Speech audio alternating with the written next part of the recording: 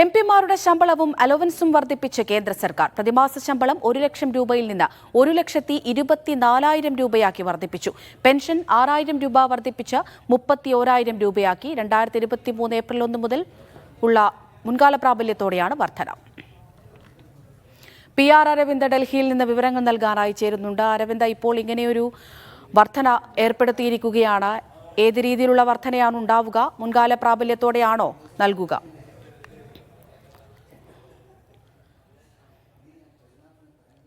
അമൃത, എന്തായാലും പാർലമെന്റ് അംഗങ്ങൾക്ക് വലിയ സന്തോഷമുണ്ടാകുന്ന വാർത്തയാണ് ഇപ്പോൾ കേന്ദ്ര സർക്കാരിന്റെ ഭാഗത്തു നിന്നുണ്ടാകുന്നത്. എംപിമാരുടെ ശമ്പളം ഇപ്പോൾ കേന്ദ്ര സർക്കാർ വർദ്ധിപ്പിച്ചിരിക്കുകയാണ്. എംപിമാരുടെ പ്രതിമാസ ശമ്പളം എന്ന് പറയുന്നത് നേരത്തെ 1 ലക്ഷം രൂപയായിരുന്നു. 2018 ഈ 1 ലക്ഷം രൂപയായി എംപിമാരുടെ ശമ്പളം ഉയർത്തിയത്. അത് 1,24,000 ഇപ്പോൾ ഉയർത്തിയിരിക്കുകയാണ്. ഇതുകൂടാതെ തന്നെ പ്രതിദിന അലവൻസിലും വർധനവുണ്ടായിട്ടുണ്ട്. 2,000 രൂപ എന്ന പ്രതിദിന അലവൻസ് 2,500 ആക്കിയാണ് ഉയർത്തിയിരിക്കുന്നത്.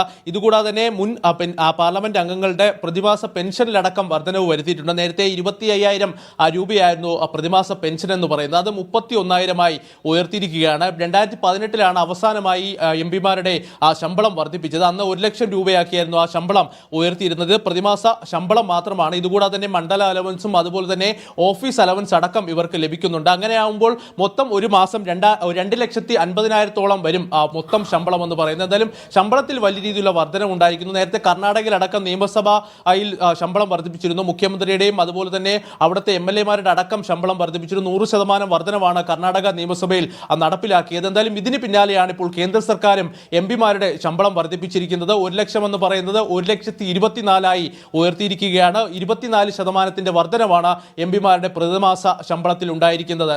അമൃത, ശരി.